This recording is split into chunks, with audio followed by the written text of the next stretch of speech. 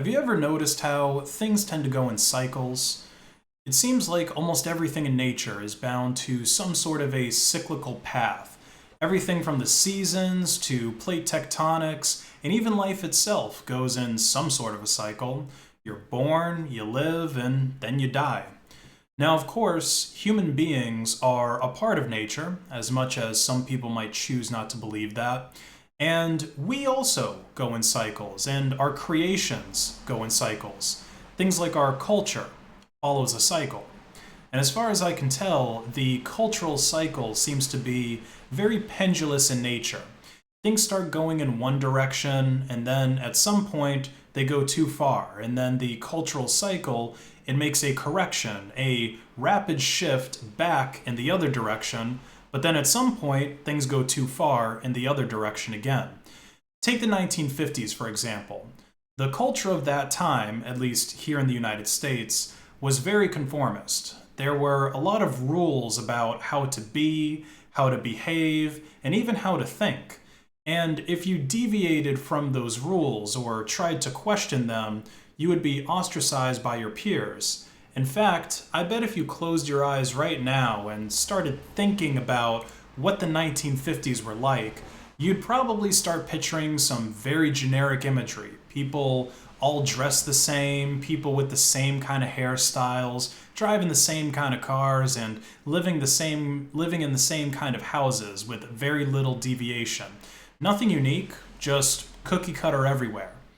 And this was probably because in the 1940s, we saw the rise of some radical new ideas that contributed to World War II.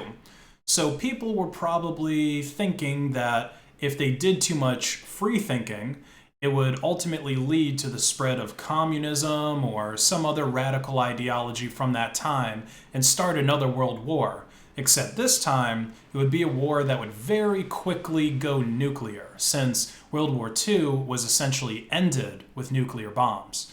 Thus, the 1950s saw an establishment of what people considered to be normal and familiar, and people took action to try and safeguard that normalcy. But sure enough, the decade of conformity was wiped out by the cultural cycle with the 1960s. And the era of rigid conformity and everybody being like everyone else was replaced with free expression and creativity of the hippie movement and high rates of psychedelic use. In the 1960s, we saw the peak of the civil rights movement, we saw second wave feminism. Instead of a war against bad guys like the Nazis that most Americans were in favor of vanquishing, we had the Vietnam War, which really was more of a proxy war, and it had very little support here in America.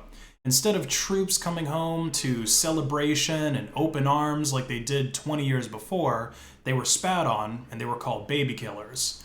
And then all of that got shut down in the 1970s. People started doing coke and quaaludes and going crazy.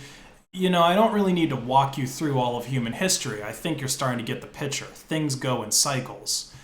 Right now, we're in a progressive era, and era of being inclusive and not really offending anybody for fear of being canceled. And we see so many people that are virtue signaling to others so that they don't think that they're racist, sexist, or homophobic, or any other type of wrong thing. We saw Black Lives Matter go from just being a hashtag on social media that a lot of people weren't even really aware of, to its message making its way into every major corporation. And don't be fooled by these corporations carrying this message. They're really just trying to make a buck. Corporations, they always go with whatever the cultural trend is so that they can profit from it, and Black Lives Matter is what's in right now. But I think things are going to go back in the other direction really hard. And I think we've already started to see the first signs of it. I think that, there's signs of it in the blue movement, the Back the Blue movement.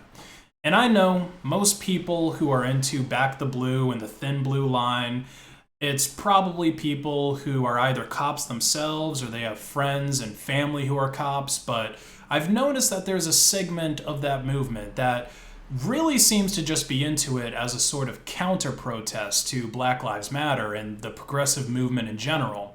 And like I said, this is just the beginning. This is just the early signs of it.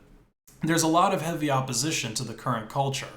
And we've seen a shift like this happen before, a shift almost exactly like this from a politically correct culture to what I guess you would call an edgy culture in the 1980s.